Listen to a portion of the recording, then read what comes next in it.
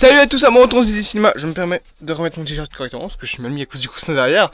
Bienvenue pour ce 58e épisode de Radio Terre 616. J'ai refait ma colo. Je pense que ça se voit. Mes cheveux sont de nouveau bien rouges, bien pétants là, sa mère.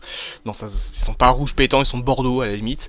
Mais c'est tout ce que c'est. Bref, aujourd'hui on ne va pas perdre plus de temps puisque j'ai autre chose à foutre, puisque je travaille sur 2 grosses vidéos, dont une qui sort très bientôt. Je vous le dis comme ça, une vidéo sur Tetris, voilà, c'est comme ça, pour le plaisir. Et bien évidemment, l'iceberg de FNAF qui sort en octobre pour Halloween. Je commence sérieusement à travailler dessus, j'ai plusieurs petites entrées qui sont déjà faites. Donc c'est des gros projets qui vont prendre beaucoup de temps.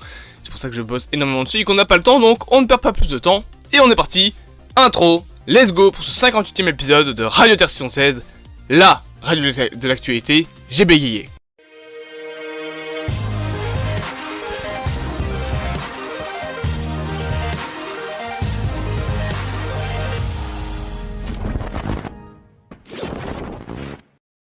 Rubrique numéro 1, série, on a quelques petites informations. Déjà sachez que le film Rebel Moon, ça n'a aucun sens d'être dans cette rubrique là, mais donc du coup le film Rebel Moon va avoir le droit à un jeu vidéo en triple A. Je rappelle que Rebel Moon c'est le prochain film de Snyder qui sera sur Netflix et qui sera le début d'un nouvel univers avec notamment des séries dérivées. C'est pour ça que j'ai mis cette information dans l'onglet série. Autre info que l'on a, c'est que Ciarán Hinds, oui, c'est bien ça, rejoint la seconde saison de cette magnifique série, sentez l'ironie dans ma voix, The Ring of the Power, donc le spin-off slash préquel slash suite slash que tu veux à la trilogie Seigneur des Anneaux. Alors est-ce que ça se passe dans le même univers? Je pense, je suis même plus sûr en fait, parce que c'était vraiment de la merde, j'ai même pas regardé toute la série. Pour vous le dire, j'ai arrêté dès le deuxième épisode, je pense. Donc ça devait être ça, plus ou moins. Autre information concernant les séries, sachez que les Daniels, donc des réalisateurs bien évidemment que vous connaissez, grâce aux Oscars, vont réaliser un épisode de la série Skeleton Crew, future série donc Star Wars qui devrait sortir vers 2024, voire 2025, avec notamment Jude Law, et dont un monstre que l'on a vu notamment dans la série 3 de Mandalorian sera le méchant principal. Donc ça a l'air plutôt d'être pas mal, c'est bien plus indépendant encore que The Mandalorian ou que Boba Fett, qui sont encore des séries fort rattachées je trouve à la saga Skywalker, comparé par exemple à ce que va être justement Skeleton Crew, donc tant mieux. Et enfin sachez que c'est officiel, on a eu le dernier épisode de Sacha et Pikachu dans Pokémon, donc c'est officiellement terminé pour eux. Au revoir à eux, et on ne perd pas plus de temps, on commence avec la rubrique numéro 2. J'ai fait 3 rimes. Je suis un poète. Rubrique numéro 2, info sur des films. D'accord, mon téléphone, tout va bien. Sachez donc que l'on a un petit panel d'informations concernant des films. Premièrement, le prochain film de Jordan Peele sortira le 25 décembre 2024. Pas encore d'informations sur ce qu'il est, mais je pense qu'on verra un autre film d'horreur, peut-être encore produit par Blumhouse, comme ça a pu l'être pour Get Out.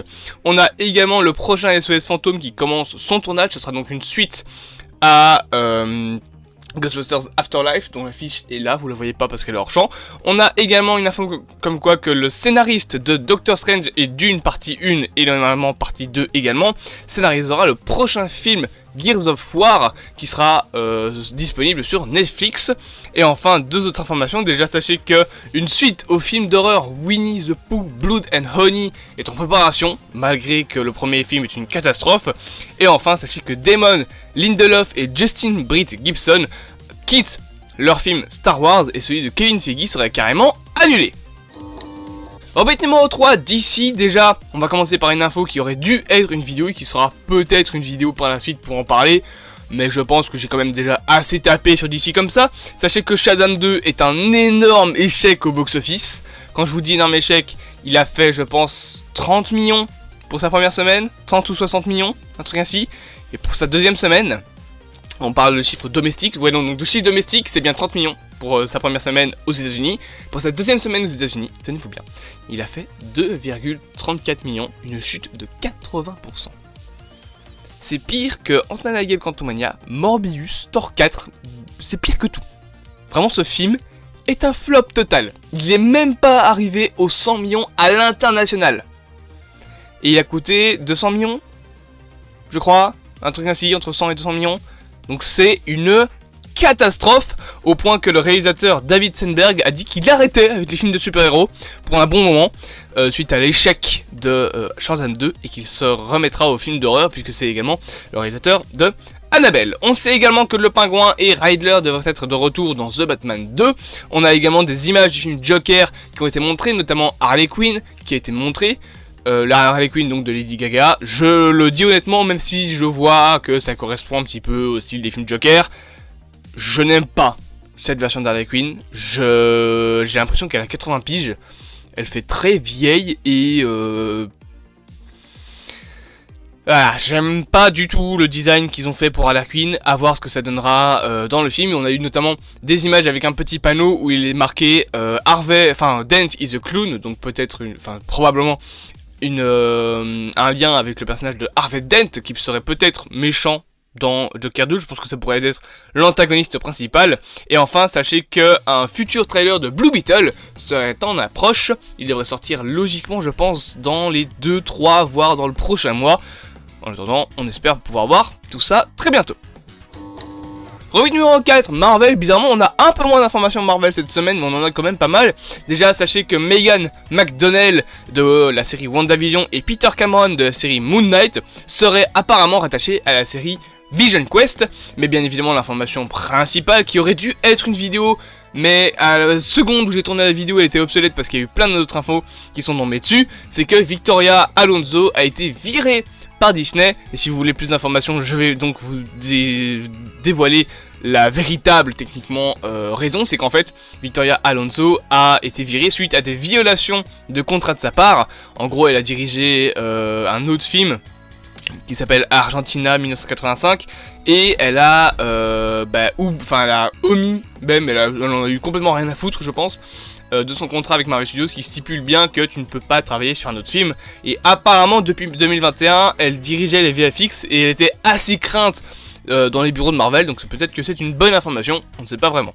Et enfin, concernant encore Marvel, sachez que Secret Invasion pourrait sortir en juin selon des rumeurs, et selon Owen Wilson, la série Loki saison 2 devrait sortir elle en septembre. Ensuite, on sait que Mr. Sinister sera l'antagoniste de la série X-Men 97. On sait également que le compositeur de Ant-Man and the Wasp Quantumania est officiellement attaché à la série Coven of Chaos. Et enfin, deux autres infos.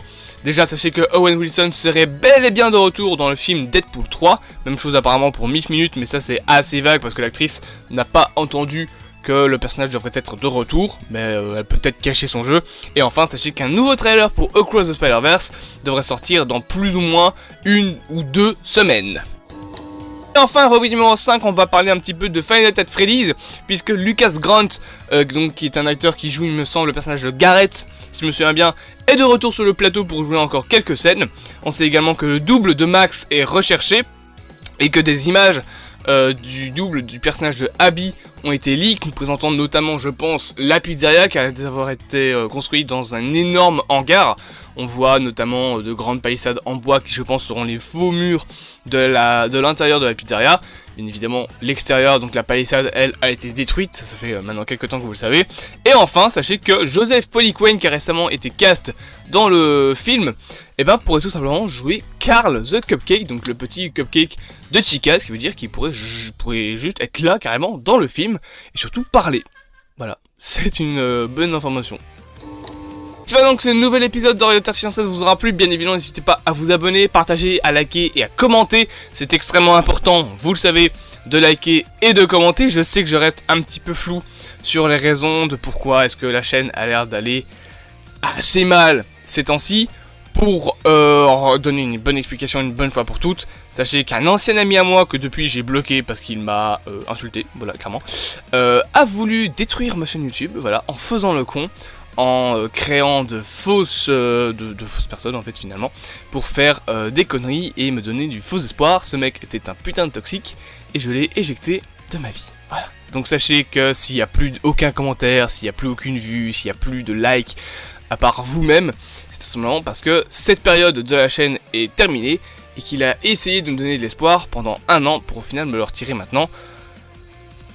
Voilà, ce genre de personnes, c'est des connards qu'il faut dégager de sa vie, donc je pense que j'ai fait la bonne décision.